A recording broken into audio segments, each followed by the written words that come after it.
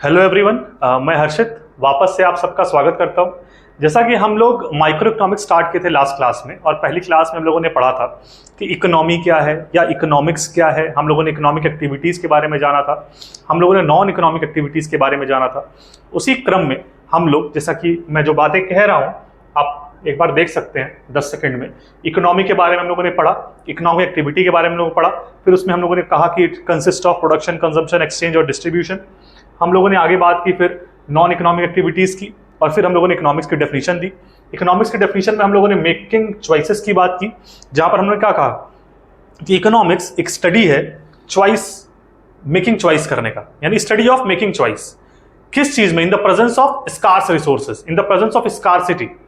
यानी अगर available resource, scarcity की बात हम लोगों ने की तो क्या कहा कि अवेलेबल रिसोर्स अगर कम हो रिक्वायर्ड रिसोर्स से, तो उसी कंडीशन में क्या होगा? स्कार्सिटी होगी। जैसे अगर यहां पर एक मार्कर उपलब्ध है और यहां पर मुझे 2 मार्कर की जरूरत है, यानी रिसोर्सेस क्या हैं? स्कार्स हैं। और ह्यूमन वांट्स क्या है? मेरी वांट्स क्या है? अनलिमिटेड है, यानी ज्यादा है। मेरी जो रिक्वायर्ड रिसोर्स है वो ज्यादा है, और एक्चुअल में जो अवेलेबल रिसोर्स है वो क्या है? कम है। तो इसी को हम कहते हैं कि स्कार्सिटी है मार्कर की। उसी तरीके से इकोनॉमी में स्कार्सिटी की प्रॉब्लम देखने को मिलती है। और अब इसी चीज को हम यहां से कंटिन्यू करते हैं कि जब इकोनॉमी में स्कार्सिटी की प्रॉब्लम देखने को मिलती है, स्कार्सिटी की प्रॉब्लम देखने को मिलती है, तो स्कार्सिटी की कंडीशन में अगर मेरे पास कम है तो कम में मुश्किल होता है चॉइस बनाना कि हम इसको चूज करें कि उसको चूज करें। अगर ज्यादा है तो भैया सब उठा लो। कम होने पे ही हम ये सोचते हैं कि अपने लिमिटेड रिसोर्स का, अपने लिमिटेड इनकम का हम खर्च किस चीज पे ज्यादा करें या किस चीज पे कम करें। क्या हम अपना खर्च एजुकेशन पे ज्यादा करें या अपने जीवन की लग्जरी पे ज्यादा करें? ये हमारा चॉइस है। अब हमें चूज करना है कि हम अपने जीवन के इस खर्च को, इस स्कार्स रिसोर्स में से अपने वांट्स को किस तरफ, अपने चॉइस को किस तरफ ले जाना चाहते हैं। एजुकेशन को लेने में देना चाहते हैं खर्च, या फिर हम लग्जरी को लेना चाहते हैं। तो यहां पर किस चीज की शुरुआत होती है? यहीं पर स्कार्सिटी से बात आती है। किस चीज की? प्रॉब्लम ऑफ चॉइस की। स्कार्सिटी से किसका जन्म होता है? प्रॉब्लम ऑफ चॉइस का।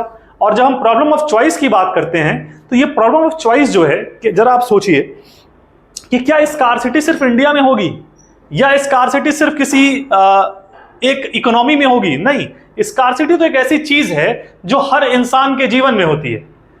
हमारे पास कितना भी वेल्थ हो, हमारे पास कितनी भी इनकम हो, लेकिन हमको हमेशा ही क्या लगता है कि हमारे पास कम है। हाँ, हमेशा ही लगता है। यानी कि जो रिसोर्सेज हैं वो हर इकोनॉमी में, हर जगह पर क्या पाए जाते हैं? स्कार्स पाए जाते हैं। क्यों? क्योंकि ह्यूमन वांट्स क्या हैं? अनलिमिटेड है। क्योंकि वांट्स क्या हैं? अनलिमिटेड हैं, और रिसोर्सेस क्या हैं? स्कार्स हैं। तो हमेशा ही क्या होगा कि वांट्स और स्कार्सिटी, रिसोर्स के बीच में ये अंतर हर रीजन में, हर देश में, हर अर्थव्यवस्था में, हर इकोनॉमी में देखने को मिलेगी। तो ये जब हर इकोनॉमी में देखने को मिल रही है तो इसको हम प्रॉब्लम कह सकते हैं कि ये हर जगह की प्रॉब्लम है। तो इसी को हम एक नाम दे देते हैं इकोनॉमिक्स में, और कहते हैं कि central problems of an economy. उसको central problems of an economy इसलिए कह रहे हैं क्योंकि लगभग हर रीजन में, हर जगह पर यह प्रॉब्लम हमको देखने को मिलती है। बात आपको समझ में आ गई? तो यहीं से किस चीज की बात शुरू हुई? प्रॉब्लम ऑफ चॉइस से। Central problems of an economy की, central problems of an economy की, central problems of an economy की। अब central problems of an economy क्या है? जब आप अपना एनसीईआरटी पढ़ेंगे तो एनसीईआरटी में चैप्टर 1 में ही आपको सेंट्रल प्रॉब्लम्स दिया है। अगर आप कोई साइड बुक्स पढ़ रहे हैं तो साइड बुक्स में चैप्टर नंबर 2 में आपको central problems of an economy करके चैप्टर दिया होगा। ठीक है, तो आप दोनों ही सोर्स से चीजों को देख सकते हैं। जब कहते हैं कि central problems of an economy, यानी central problem of an economy का मतलब क्या है?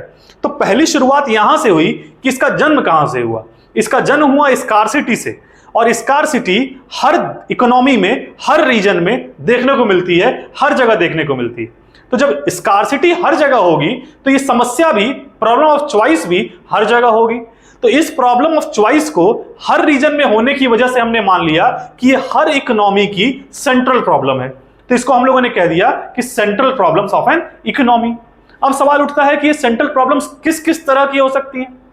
तो जरा एक बार आप प्रोड्यूसर होकर के सोचिए, अगर आप एक प्रोड्यूसर हैं तो आप एक प्रोड्यूसर होते हुए क्या सोचेंगे? आप सोचेंगे यार पहली प्रॉब्लम तो यही है कि हम एज अ प्रोड्यूसर क्या प्रोड्यूस करें इस इकोनॉमी में, व्हाट टू प्रोड्यूस। तो अब सेंट्रल प्रॉब्लम्स की बात करते हैं तो उसमें 3 सेंट्रल प्रॉब्लम्स आती हैं। पहला, जहां पर आप कहते हैं what to produce, what to produce, क्या प्रोड्यूस करें। अब व्हाट टू प्रोड्यूस में क्या प्रोड्यूस करें में क्या क्या चीजें हो सकती हैं? तो आप कह सकते हैं कि गुड्स 2 तरह के, कंज्यूमर गुड्स और इन्वेस्टमेंट गुड्स, या फिर हम कह लें कैपिटल गुड्स। तो पहला सेंट्रल प्रॉब्लम क्या है कि हम क्या प्रोड्यूस करें, और उसी प्रॉब्लम में एक और प्रॉब्लम है कि ठीक है कंज्यूमर गुड प्रोड्यूस करें या प्रोड्यूसर गुड प्रोड्यूस करें, सॉरी कंज्यूमर गुड प्रोड्यूस करें या कैपिटल गुड प्रोड्यूस करें, लेकिन सवाल दूसरा फिर आ गया, कितना प्रोड्यूस करें, हाउ मच टू प्रोड्यूस। अगर मुझे कोई कह दिया कि पहली प्रॉब्लम यह है कि आप खाना बनाइए, तो अब पहले तो मैं ये सोचूंगा बैठ के, मैंने आपसे कह दिया कि खाना बनाइए, आप कहे कि पहला समस्या तो सर ये है, पता नहीं इनको क्या पसंद है, क्या बनाएं। तो पहला चीज आप क्या सोचेंगे कि व्हाट टू प्रोड्यूस, क्या बनाएं। दूसरा आप क्या सोचेंगे कि ये इंसान कितना खाता होगा, देख के लग रहा है कि कम खाता होगा, लेकिन क्या पता जो दिख रहा है वो हो नहीं रहा है, आए और एक ही बार में 6, 7, 8 रोटी खाना शुरू कर दे। मतलब क्या है कि पहला सवाल व्हाट टू प्रोड्यूस के साथ ये उठता है कि हाउ मच टू प्रोड्यूस, कितना प्रोड्यूस करें। यानी व्हाट टू प्रोड्यूस के साथ ही एक और क्वेश्चन क्या इसमें रहता है, what to produce and how much to produce.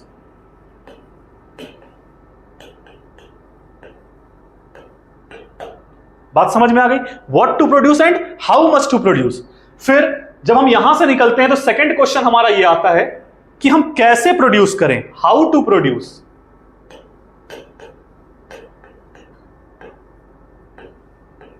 कैसे प्रोड्यूस करें। तो जब हम बात करते हैं कैसे प्रोड्यूस करने की, तो इकोनॉमी में 2 टेक्निक्स होते हैं, एक होता है labour intensive technique, labour intensive technique, और दूसरा होता है कैपिटल इंटेंसिव टेक्निक। यानी पहला सवाल क्या उठा कि व्हाट टू प्रोड्यूस, और उसी के साथ क्या आया, हाउ मच टू प्रोड्यूस, क्या प्रोड्यूस करें और कितना प्रोड्यूस करें। और दूसरा सवाल क्या आ गया कि किस तरीके से, हाउ टू प्रोड्यूस, कैसे प्रोड्यूस करें। तो कैसे का सवाल ये उठा तो लोगों ने कहा कि 2 तरीका है प्रोड्यूस करने का। एक तरीका है कि लेबरों को लगा दो और प्रोडक्शन करा लो, और दूसरा तरीका यह है कि कैपिटल का इस्तेमाल कर लो, मशीनों का इस्तेमाल कर लो। और इसका मतलब क्या कि लेबर इंटेंसिव टेक्निक का मतलब कि लेबरों की संख्या उस प्रोडक्शन में ज्यादा है एज कंपेयर टू कैपिटल। यानी मशीन और लेबर दोनों ही प्रोडक्शन एक्टिविटी कर रहे हैं, लेकिन जहां पर लेबरों का इनरोलमेंट ज्यादा होगा प्रोडक्शन करने में एज कंपेयर टू कैपिटल, तो उस जगह को हम कहते हैं कि लेबर इंटेंसिव टेक्निक है। और जहां पर मशीनों का ज्यादा इस्तेमाल हो रहा होगा और लेबर का कम इस्तेमाल हो रहा होगा, उस इकोनॉमी में हम कहेंगे यहां पर कैपिटल इंटेंसिव टेक्निक का इस्तेमाल किया जाता है। बात आपको समझ में आ गई। जो चीज प्रचुर मात्रा में हो, एबंडेंट हो, उसी को हम क्या कहते हैं, उसी की इंटेंसिव टेक्निक चलती है। अगर लेबर एबंडेंट है तो लेबर इंटेंसिव टेक्निक, अगर कैपिटल एबंडेंट है तो कैपिटल इंटेंसिव टेक्निक। क्लियर हो गई बात। इंडिया में हम क्या देखते हैं कि हम लेबर, हमारे यहां क्या है, लेबर बहुत ज्यादा संख्या में है, तो हम कैपिटल का ज्यादा इस्तेमाल करते हैं, यहां लेबर का, हम लेबर्स का ज्यादा इस्तेमाल करते हैं। तो इंडिया क्या है, एक लेबर इंटेंसिव टेक्निक को प्रमोट करता है, का इस्तेमाल करता है प्रोडक्शन में। हाउ टू प्रोड्यूस में लेबर इंटेंसिव टेक्निक। लेकिन वही जब हम यूएसए की बात करेंगे, अमेरिका की बात करेंगे, तो अमेरिका में क्या होगा, वहां मशीनों का प्रयोग ज्यादा किया जाएगा, वहां पर टेक्नोलॉजीज का इस्तेमाल ज्यादा किया जाएगा, वहां पर लेबर्स की संख्या कम है as compare to capital in the process of production. तो इसलिए हम वहां पर क्या देखते हैं, वहां पर हम देखते हैं कि कैपिटल ज्यादा इस्तेमाल हो रहा है एज कंपेयर टू लेबर, तो वो कैपिटल इंटेंसिव टेक्निक हो गया। यानी आप समझ पाए, क्या समझे आप। पहला सवाल सेंट्रल प्रॉब्लम्स किसी भी देश का क्या है कि क्या प्रोड्यूस करें, और उसी क्या के साथ सवाल आता है कि कितना प्रोड्यूस करें। फिर दूसरा सवाल सेंट्रल प्रॉब्लम्स में ये आता है कि किस टेक्निक का इस्तेमाल, हाउ टू प्रोड्यूस, किस टेक्निक के इस्तेमाल से हम प्रोड्यूस करें, तो उसमें बात आती है कैपिटल इंटेंसिव और लेबर इंटेंसिव टेक्नोलॉजी की। फिर तीसरा सवाल ये उठता है कि for whom to produce, for whom to produce, किसके लिए प्रोड्यूस करें। एक इकोनॉमी में हम कोई चीज प्रोड्यूस कर रहे हैं, किसके लिए प्रोड्यूस करें। हम रिच के लिए ज्यादा प्रोड्यूस करें या पुअर्स के लिए ज्यादा प्रोड्यूस करें, हम किसके लिए ज्यादा प्रोड्यूस करें, तीसरा सवाल ये आता है। बात आपको समझ में आ गई। अब अगर इस चीज को हम लोग यहां देखें तो हम कह सकते हैं, जब हम पहली बात करते हैं किस चीज की, व्हाट टू प्रोड्यूस की, तो इसमें हम लोगों ने कहा दो गुड्स, एक कंज्यूमर गुड्स और दूसरा कैपिटल गुड्स। तो आप समझते हैं कंज्यूमर गुड्स क्या है। कंज्यूमर गुड्स का मतलब बेसिक सा हो गया जो हम यूज कर रहे हैं, ठीक है ना। हम क्या कर रहे हैं, यूज कर रहे हैं, कंज्यूम कर रहे हैं। जो हम क्या कर रहे हैं, कंज्यूम कर रहे हैं। गए कहीं पे कुरकुरे के दुकान पे गए, पैसा दिया, कुरकुरे लिया और उसको कंज्यूम कर लिए, कंज्यूमर गुड। लेकिन कैपिटल गुड का मतलब क्या है, इस चीज को आप डिटेल में पढ़ेंगे कहां पर, क्लास 12 के मैक्रो इकोनॉमिक्स में। जब आप नेशनल इनकम पढ़ेंगे तो वहां पर आपको गुड्स के बारे में डिटेल में बताया जाएगा। अभी आप क्या समझें कि कंज्यूमर गुड जो हम कंज्यूम कर रहे हैं डायरेक्टली, और कैपिटल गुड का मतलब यहां पर क्या है, जैसे मशीन्स हो गई, टेक्नोलॉजीज हो गई, ये क्या हो गई, ये हमारी कैपिटल गुड हो गई। ठीक है, तो आप समझ गए जिन किन चीजों की बात आपको क्या लिखना है व्हाट टू प्रोड्यूस के आंसर में। क्लियर है बात। फिर सेकंड हम लोगों ने क्या कहा, हाउ टू प्रोड्यूस।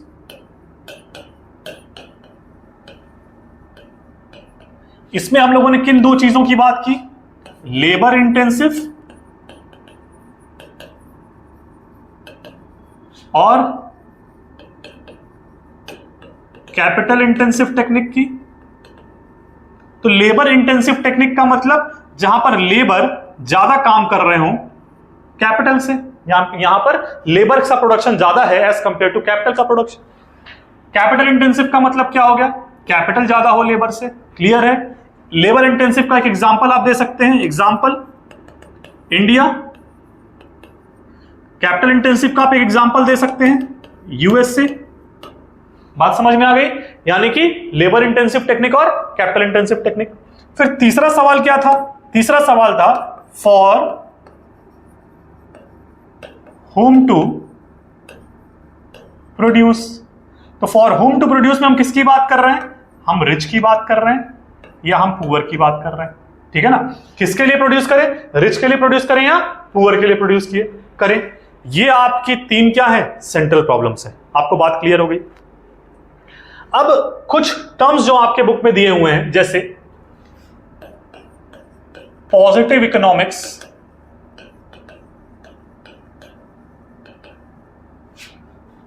और एक नॉर्मेटिव इकोनॉमिक्स।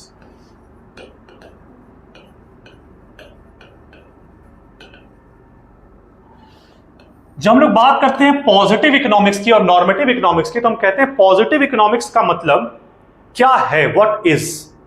जैसे इंडिया की जीडीपी एग्जाम्पल के रूप में 7% के आसपास ग्रो कर रही है, तो ये कंडीशन है, व्हाट इज। लेकिन अगर हम ये कहें कि इंडिया की जीडीपी को 10% से ग्रो करना चाहिए था, व्हाट ऑट टू बी, क्या होना चाहिए, क्या होना चाहिए कि जब बात करते हैं तो उसको हम नॉर्मेटिव इकोनॉमिक्स कहते हैं। यानी पॉजिटिव इकोनॉमिक्स का मतलब क्या हो गया कि व्हाट इज, नॉर्मेटिव का मतलब क्या हो गया, व्हाट ऑट टू बी। दूसरा, अगर व्हाट इज की बात कर रहे हैं, यानी एक फैक्ट की बात कर रहे हैं कि ये तो है भाई, ये तो फैक्ट है, तो फैक्ट होगा तो उसमें कोई सजेशन नहीं होगा। तो इसीलिए हम कहते हैं कि पॉजिटिव इकोनॉमिक्स सजेस्टिव नेचर का नहीं होता है, नॉट सजेस्टिव। और नॉर्मेटिव इतना होना चाहिए, व्हाट ऑट टू बी, तो ये सजेशन दे सकता है ना कि इस तरह से करेंगे तो ये हो जाएगा, उस तरह से करेंगे तो ये हो जाएगा, यानी ये सजेस्टिव नेचर का हो। क्लियर हो गई बात, क्लियर हो गई बात। ठीक है। इसके अलावा अब क्योंकि हम लोग अपनी बुक जिसको हम पढ़ रहे हैं उसका नाम है माइक्रो इकोनॉमिक्स, तो सवाल ये भी उठता है कि माइक्रो इकोनॉमिक्स होता क्या है। ठीक है ना, जहां पे हम लोग कल नहीं पहुंचे थे आज हम पहुंच रहे हैं। क्यों? क्योंकि आपके बुक की डिजाइन ऐसी है कि वहां पर हमको शुरू करना होता है कहां से, इकोनॉमी और इकोनॉमिक्स से, इकोनॉमिक एक्टिविटीज से होते हुए, फिर हम लोग सेंट्रल प्रॉब्लम्स होते हुए तब आते हैं कहां पर, जहां पर हमको आना था माइक्रो इकोनॉमिक्स की डेफिनेशन पर। तो सवाल उठता है कि ये माइक्रो इकोनॉमिक्स क्या होता है जिसको हम पढ़ रहे हैं, और एक और टर्म होता है इसको हम कहते हैं मैक्रो इकोनॉमिक्स। ये क्या होता है? तो देखिए, माइक्रो इकोनॉमिक्स और मैक्रो इकोनॉमिक्स में एक डिफरेंस तो ये है कि क्लास 11th में हम माइक्रो इकोनॉमिक्स पढ़ते हैं और क्लास 12th में हम मैक्रो इकोनॉमिक्स पढ़ते हैं। लिखेंगे क्या इस बात को आप कि 11th में माइक्रो पढ़ते हैं और 12th में मैक्रो पढ़ते हैं, डिफरेंस है, ये मत लिखिएगा, ठीक है ना। सुनिए, माइक्रो इकोनॉमिक्स में देखिए एक शब्द छुपा हुआ है I. I means what? Individual. I means what? Individual. तो यानी कि जब भी इंडिविजुअल की बात होगी, जब भी इंडिविजुअल की बात होगी तो उसको हम क्या कहेंगे? Micro economics. जैसे हम डिफाइन करते हैं जब माइक्रो इकोनॉमिक्स को, तो हम कहते हैं micro economics is a study of particular firm, particular household और a study of any individual. Particular household का मतलब किसी एक पर्टिकुलर हाउस होल्ड की बात कर रहे हैं, पर्टिकुलर फर्म का मतलब किसी एक पर्टिकुलर फर्म की बात कर रहे हैं। तो जब भी हम किसी चीज के इंडिविजुअल की बात करेंगे, किसी पर्टिकुलर की बात करेंगे, तो उसकी स्टडी माइक्रो इकोनॉमिक्स कहलाएगी, ठीक है। लेकिन जब हम किसी चीज को एज अ होल पढ़ने लगे, यानी हम इकोनॉमी को पढ़ रहे हैं अगर, तो अगर हम किसी इकोनॉमी को एज अ होल पढ़ने लगे तो इसी को हम क्या कह देंगे? Macro economics. यानी आपको क्या समझ में आया कि माइक्रो इकोनॉमिक्स क्या है? माइक्रो में आई है, आई means individual, individual means what? Individual means किसी इंडिविजुअल की बात हो रही हो या फिर किसी particular firm, particular house hold की बात हो रही हो। मैक्रो का मींस क्या? एक एग्रीगेट की बात हो रही है, यहां पर इंडिविजुअल की बात, यहां पर एग्रीगेट की बात। तो एग्रीगेट का मतलब क्या? Total. Total means what? Economy as a whole की बात हो रही है। Study of economy as a whole is known as macro economics. आपको बात समझ में आ गई? इसमें और बेसिक्स डिफरेंस है, ठीक है ना, जिसके बारे में हम आगे बात करते रहेंगे। अभी आप सिर्फ इतना समझिए कि ये आपके चैप्टर नंबर 1 में जो भी चीजें दी हुई हैं उनको हम लोगों ने यहां पर कवर किया। हाँ, एक टॉपिक और आपके बुक में दिया हुआ है, अगर आप साइड बुक्स पढ़ रहे हैं तो साइड बुक्स में एक टॉपिक और दिया होगा इकोनॉमिक सिस्टम के बारे में। इकोनॉमिक सिस्टम के बारे में याद कीजिए, ये टर्म मैंने इस्तेमाल किया है पिछली क्लास में। इकोनॉमिक सिस्टम को ही मैं क्या कह रहा था लास्ट क्लास में? इकोनॉमी कह रहा था। तो दुनिया में 3 तरह की इकोनॉमी एग्जिस्ट करती है। कौन कौन सी? एक होती है कैपिटलिस्ट इकोनॉमी,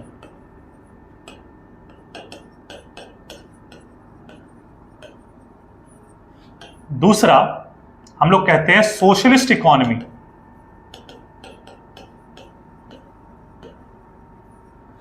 और तीसरा जिसको हम कहते हैं मिक्स्ड इकोनॉमी।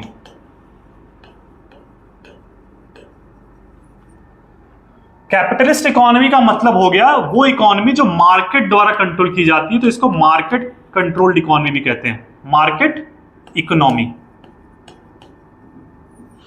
सोशलिस्ट इकोनॉमी का मतलब वो हो गया जहां पर सरकार का मेजर रोल होता है, जहां पर मार्केट का मेजर रोल नहीं होता है। किसका रोल होता है? सरकार का मेजर रोल होता है। तो इसको हम क्या कहते हैं? इसको हम कहते हैं, यहां पर वेलफेयर की बात होती है। कई जगह पर इसको कहा जाता है centrally planned economy, centrally planned economy. Mixed economy का मतलब क्या हुआ? अगर मैं कैपिटलिस्ट को नंबर 1 कह दूं, सोशलिस्ट को नंबर 2 कह दूं, तो 1+2 यानी दोनों को जब हम मिलाकर इकोनॉमी चलाते हैं तो उसको हम क्या कहते हैं? मिक्स्ड इकोनॉमी कहते हैं। बात आपको समझ में आ रही है? यानी जिस इकोनॉमी में कैपिटलिस्ट यानी मार्केट को भी अपना रोल निभाने को पूरी इजाजत हो और जहां पर सरकार भी अपने हिसाब से काम कर रही हो, तो उसको हम कौन सी इकोनॉमी कहते हैं? मिक्स्ड इकोनॉमी कहते हैं, ठीक है। अब अगर कैपिटलिस्ट इकोनॉमी कोई देश है, कोई मार्केट ओरिएंटेड इकोनॉमी है, तो उस देश में जीडीपी ग्रोथ क्या होगा? यानी किसी देश का ग्रोथ क्या होगा? तेजी से होगा। ग्रोथ क्या होगा? तेजी से होगा। और जब हम सेंट्रली प्लान्ड इकोनॉमी की बात करेंगे तो यहां पर क्या होगा? यहां पर सोशल वेलफेयर। क्यों? क्योंकि यहां पर रोल किसका है? सरकार का रोल है, तो यहां पर सोशल वेलफेयर होगा। मिक्स्ड इकोनॉमी में क्या होगा? ये दोनों ही चीजें पाई जाएंगी, वहां पर ग्रोथ भी होगा और वहां पर सोशल वेलफेयर भी होगा।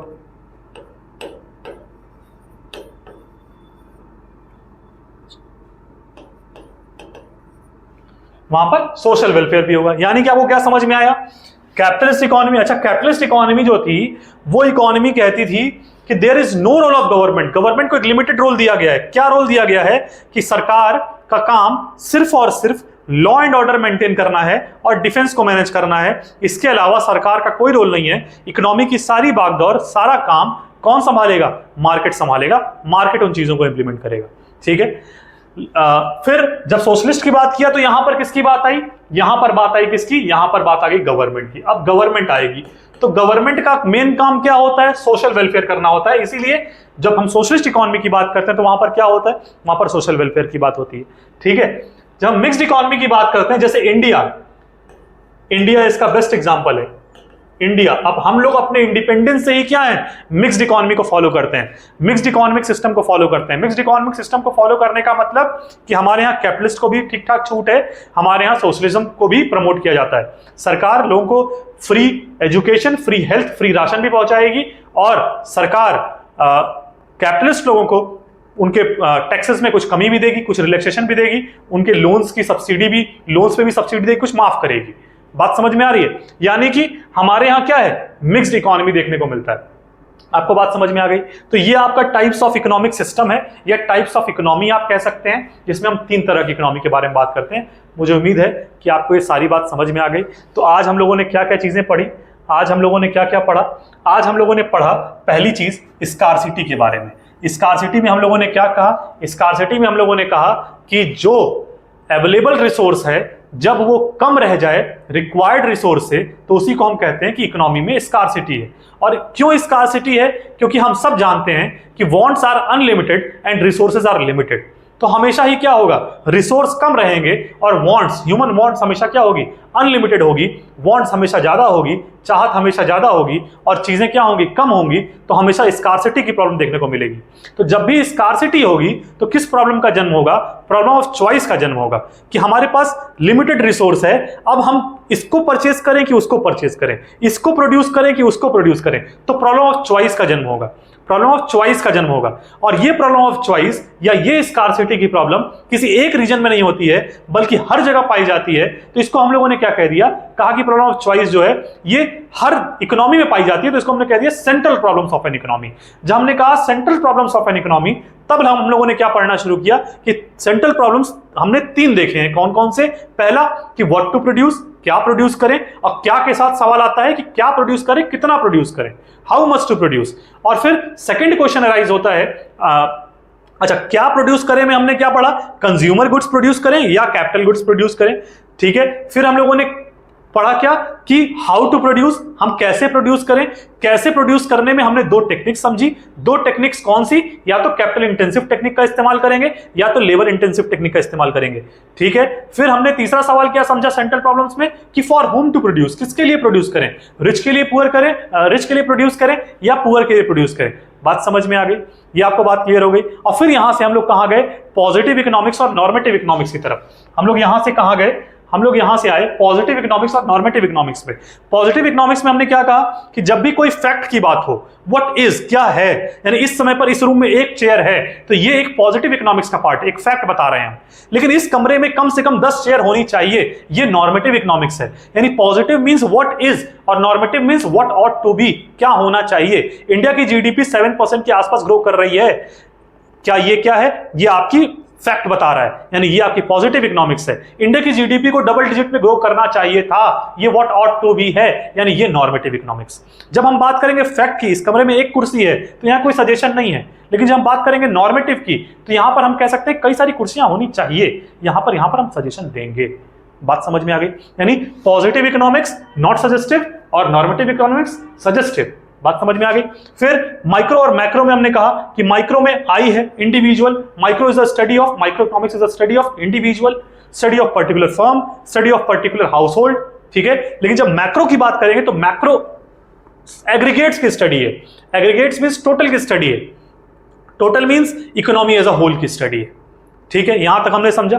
और फिर लास्ट में हमने देखा कि हमारा जो इकोनॉमिक सिस्टम है या जो हमारी इकोनॉमी है वो 3 टाइप्स की है, कैपिटलिस्ट, सोशलिस्ट और मिक्स्ड। कैपिटलिस्ट जहां पर मार्केट ओरिएंटेड इकोनॉमी है, सोशलिस्ट जहां पर गवर्नमेंट ओरिएंटेड इकोनॉमी है, गवर्नमेंट सेंट्रल्ड इकोनॉमी है, गवर्नमेंट सेंटर्ड इकोनॉमी है, और तीसरा मिक्स्ड इकोनॉमी जहां पर मार्केट और सोशल वेलफेयर दोनों साथ हो रहा है, मार्केट और सरकार दोनों साथ चल रही है, उसको हम क्या कह रहे हैं, उसको मिक्स्ड इकोनॉमी कह रहे हैं। यानी कि इंडिया जब आजाद हुआ 1947 में, तो इंडिया ने शुरू से ही अपने आप को कहा कि हम क्या हैं, हम मिक्स्ड इकोनॉमी हैं। वो अलग बात है कि 1950 से 1950 से लेकर के 1990 तक, जब तक एलपीजी नहीं आया, हमारा जो अप्रोच रहा वो मोर सोशलिस्टिक रहा, लेस कैपिटलिस्टिक रहा। और 1991 के बाद से हमने अपने आप को चेंज करने की कोशिश की और हम ज्यादा कैपिटलिस्ट की तरफ गए और लेस सोशलिस्ट की तरफ गए। आपको बात समझ में आ रही है? आपको बात समझ में आ रही है? कोई भी देश अगर मिक्स्ड होगा तो आप ऐसा थोड़े कह सकते हैं कि 50% आप मार्केट को चलाइए और 50% सोशलिस्ट चलाइए, ऐसा नहीं हो सकता। आप रेशियो कैसे तय करेंगे? आप दोनों को इजाजत देंगे अपने हिसाब से काम करने का, जो उनके तरीके से सही होगा, जो देश की इकोनॉमी के लिए सही होगा, आप उतनी छूट देंगे। लेकिन आप ये थोड़े कह सकते हैं कि 50% और 50%, कोई दायरा थोड़े है। तो हमेशा ही क्या होगा, कभी सोशलिज्म ज्यादा होगा, कभी कैपिटलिज्म कम होगा, कभी कैपिटलिज्म ज्यादा होगा, कभी सोशलिज्म कम होगा। बात समझ में आ गई? तो 1950 से 90 तक में क्या देखने को मिला, सोशलिज्म ज्यादा था, कैपिटलिज्म कम था। जब इंडियन इकोनॉमी पढ़ेंगे तो इस बात को भी डिटेल में समझेंगे। मुझे उम्मीद है आपको ये सारी बात समझ में आई होगी। कल की क्लास में भी आप लोगों ने बहुत अच्छे अच्छे कमेंट्स किए, बहुत अच्छा रिस्पांस दिया। मैं उम्मीद करूंगा कि आज भी आप वीडियो को देखें और फिर वीडियो के बाद जो भी आपका व्यू है वीडियो को देख करके, अगर पॉजिटिव है तो पॉजिटिव, अगर नेगेटिव है तो नेगेटिव भी, मुझे इससे कोई प्रॉब्लम नहीं है। आप दोनों तरह के व्यूज़ मुझे दीजिए कि आपको अच्छा लग रहा है वीडियो या आपको कोई चीज़ अच्छी नहीं लग रही है, दोनों ही बात अपनी बताइए। चलिए फिर मिलेंगे नेक्स्ट वीडियो में, तब तक के लिए थैंक यू।